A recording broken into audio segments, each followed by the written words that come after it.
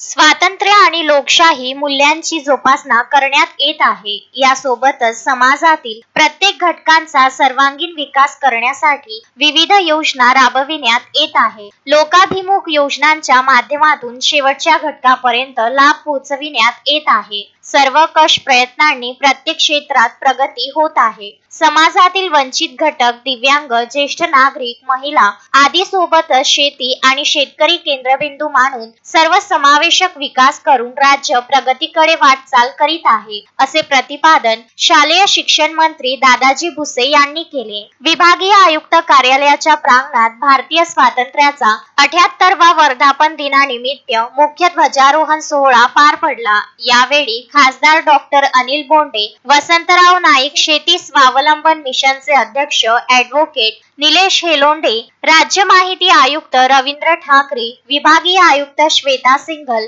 विशेष पोलीस महानिरीक्षक रामनाथ पोकळे, जिल्हाधिकारी आशिष येरेकर, जिल्हा परिषदेच्या मुख्य कार्यकारी अधिकारी संचिता मोहपात्रा, महापालिका आयुक्त सौम्या शर्मा, पोलीस आयुक्त अरविंद सावरिया, जिल्हा पोलीस अधीक्षक विशाल आनंद, कमलताई गवई आदी उपस्थित होते। शिक्षण विभागाने महत्त्वपूर्ण निर्णय घेऊन त्यांची अंमलबजावणी केली जात आहे। मराठी भाषेला अभिजात भाषेचा दर्जा, छत्रपती शिवाजी महाराजांचा इतिहास देश पातळीवर शिकविणे, सीबीएसई माध्यमातून मराठी अनिवार्य केली आहे। एक पेड़ माँ के नाम कार्यक्रमात 2 कोटी वृक्षांची लागवड करण्यात आली असल्याचे त्यांनी यावेळी सांगितले। यावेळी संजय अंबाडेकर, संजय पाटील, राजेश कोचे, प्रणिता निस्ताने, निलेश शिरभाते, दीप्ती अग्रवा, दिलीप मेश्राम, अलका बाबिल, रत्नमाला खराटे, बद्रुनिसा सिकंदर, लक्ष्मीबाई देवगन, मोहन राठोड, डॉक्टर सुरेंद्र कुमार ढोले,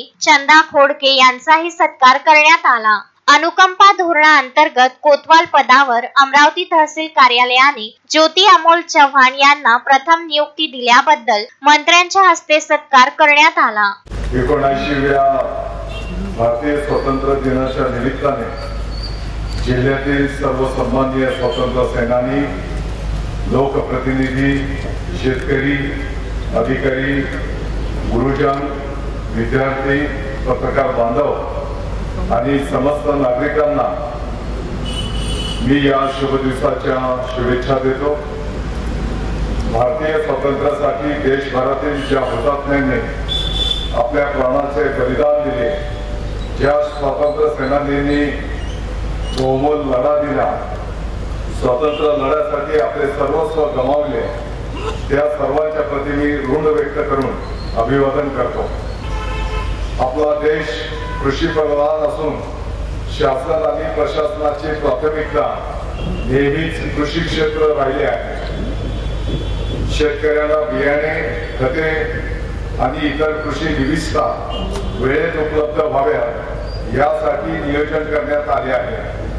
जिल्ह्यात सर्व पिकांखाली एकूण 6,80,000 हेक्टर क्षेत्र असून खरीप हंगामात 6,69,000 हेक्टरवर पेरणी झालेली आहे।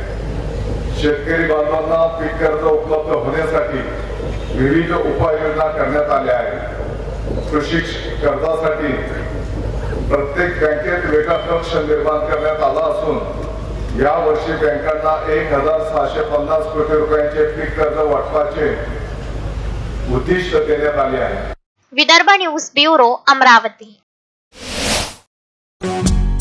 श्रद्धा फैमिली शॉपिंग में जाएंगे हम सभी, साड़ियों की नई डिजाइन देखो यहीं से लाएंगे। श्रद्धा फैमिली शॉपिंग में जाएंगे हम सभी, लेडीज जेंट्स बच्चों की हर फैशन लाएंगे सभी। फैशन के सफर में आप भी आगे ही आगे बढ़ते चलिए, क्योंकि बिजीलैंड का सबसे बड़ा आलीशान भव्य showroom Shraddha family shopping and mall, Busyland complex, Nandgaon Peth, Amravati.